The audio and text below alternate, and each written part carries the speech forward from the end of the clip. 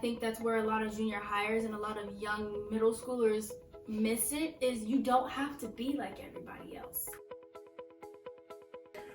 When it came to making friends, did you struggle with that?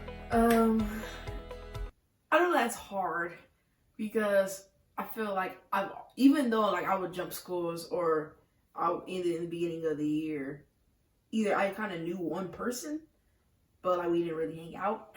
But actually maybe not, because usually when you know that person and you guys are the only people you know, you hang out with them because you don't know anybody else. Right. And so, but I could relate to what you said as far as, you know, that one friend that you had, another person came in the middle of the semester and took her from you.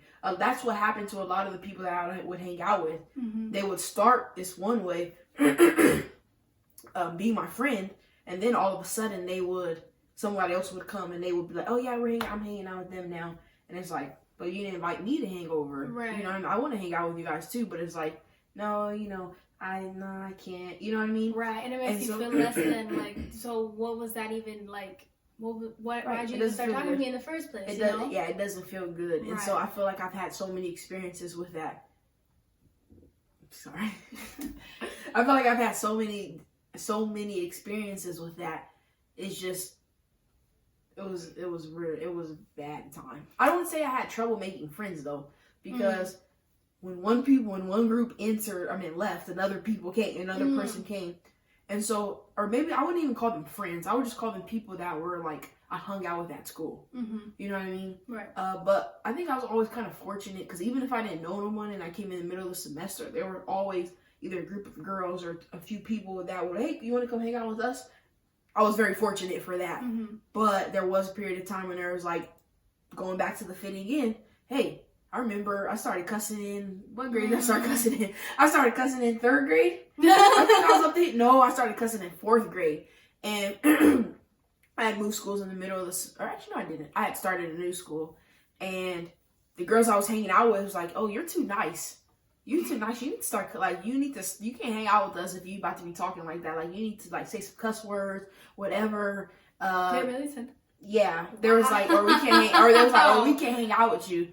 And then so all of a sudden I was like, okay. So I just started like saying all the cuss words that didn't make sense, cussing like, oh yeah, bleep, bleep, bleep, you didn't even know what they meant. Exactly. And I was fitting them in wrong sentences. It was really bad. That's the whole thing. It's just like you want to fit in so bad and you don't want those people to reject you. Right. And I think now as I got older, that's why I struggle with rejection. And so that's why I also think I'm a people pleaser. A little bit is because I don't want them to reject me. Right. You know what I mean? Because I care so much. Right. Yeah. I didn't necessarily care about like what people thought of me. I cared more about fitting in, like you said. I didn't care about what they thought of me because I knew who I was. I know what I like, and I'm me. In middle school, you knew this? Yeah, in middle school, I knew that part about me. I knew that part about me because I was like, because that's how I was raised. Like, you know who you are, you know what you like. You're not about to waver for nobody. Like that part, I knew. It was just a part of finding the people to compliment me as well as me complimenting them. Like, I'm not about to change you and you're not about to change me. I didn't find friends like that when I was in middle school. So I didn't struggle with my identity. I struggled with finding friends in my, finding friends and fitting in. Because even in the 6th grade, I stood out because I was different and I didn't look, like I said, like the average girl. Yep, I was a tomboy too, so I knew I was. So I was very sporty, and I enjoyed playing sports. I enjoyed sitting, like, honestly, being in t-shirts. Like, this is uncomfortable. I can't sit I can't sit like that. Like, it's just like I can do this. Well, that's about it. Practicing time to sit like this, but I mean, even still, like, I knew who I was, but a lot of people don't know who they are. Right. And they're trying to fit in and they're trying to put that person's piece in with them when it won't fit. Yeah, you're right. It's like a puzzle. You have to find the right pieces of the puzzle for you, not from what they learned about themselves. And I think that's where a lot of junior hires and a lot of young middle schoolers miss it is you don't have to be like everybody else. Facts. Be your own person. Facts. You'll find the people who will be complimenting you, and you don't have to change for them. You don't have to cuss. Right. You don't have to drink. So rated. You don't have to vape or smoke or do any of that, and you definitely don't have to have sex. Facts. Don't have to do that in order to be like cool or popular in a sense. Because really, what is popularity?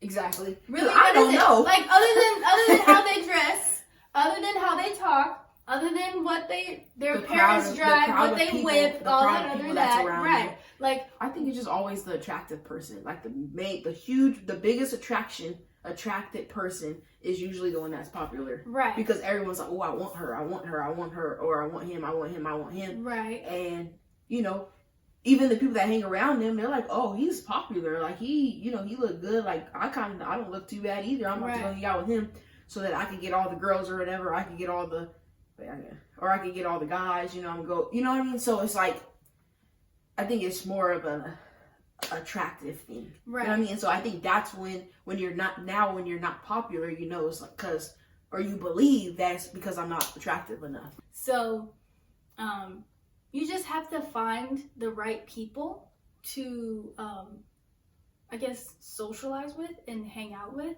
because I feel like this day and age with middle school, it's totally different ballgame from what we were. Because we were more focused on trying to fit in and be in the popular group. But now there's so many different groups. Right. And there's so many different things that you can relate to that it's more easier. But I feel like that it's still harder to find who you are and who you want to be as a person, and not... Exactly. Right. And not transform into that person. Yes, especially because... I feel like the world that we're in now, it's like there's so many different things you can be. Mm-hmm. You know what I mean? It's like, oh, I could be this, or I could be this. I could be this, or I could be this. Right.